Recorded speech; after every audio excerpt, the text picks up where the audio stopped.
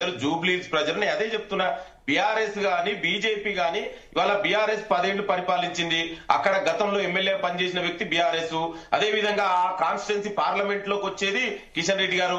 మరి వాళ్ళిద్దరు ఎన్ని నిధులు తెచ్చిర్రు, ఏం చేసిర్రు, ఇవాళ జూబ్లీస్ ప్రజలు ఆలోచిస్తున్నారు. ఇవాళ ప్రజాప్రభుత్వం ముఖ్యమంత్రి రేవంత్ రెడ్డి గారి ఆధ్వర్యంలో ఇవాళ మంత్రులు అక్కడ ఇప్పుడే ఎలక్షన్ రాకముందు నుంచే మేము అక్కడ పనిచేస్తూ డెవలప్మెంట్, రోడ్లు, వాటరు, సివరేజెస్ అక్కడ, ఎందుకంటే జూబ్లీస్ కాన్స్టిట్యున్సీ అనేది పేరుకే జూబ్లీస్ కానీ టెక్నికల్ గా మెజార్టీ అంతా కూడా అంతా కూడా స్లమ్ ఏరియా ఉంటదండి.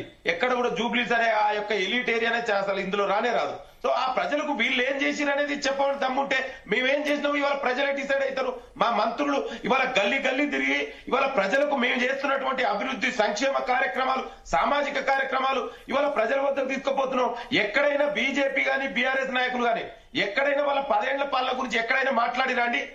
మేము ఇది చేసినాం 10 ఏళ్లలో, మేము ఆనాడు దళితుల ముఖ్యమంత్రి చేసినాం, దళితులకు 3 ఎకరాలు, వీళ్ళు మా గురించి మాట్లాడుతున్నారు. ముందు మా హామీలు ఎన్ని ఇచ్చినావో తెలుసుకుంటే బాగుంటది.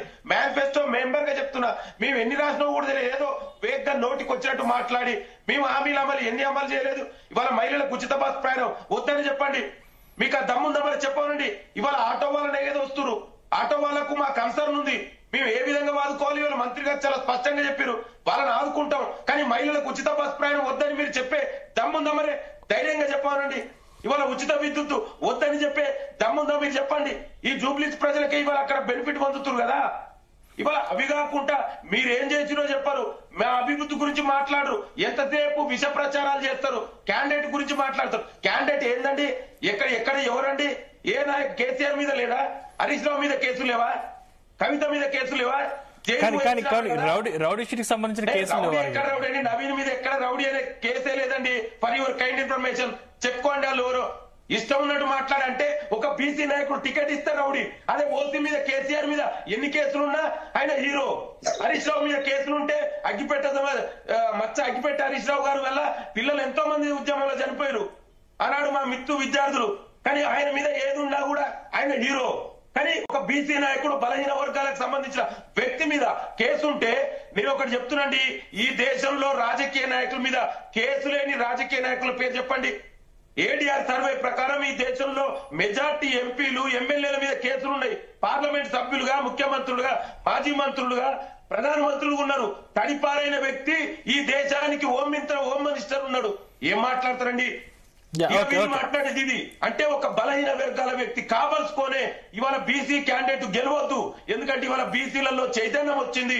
తెలంగాణ వ్యాప్తంగా ఇవాళ కాంగ్రెస్ పార్టీ 42% రిజర్వేషన్ ఇచ్చింది. దీన్ని అడ్డుకోవాలి.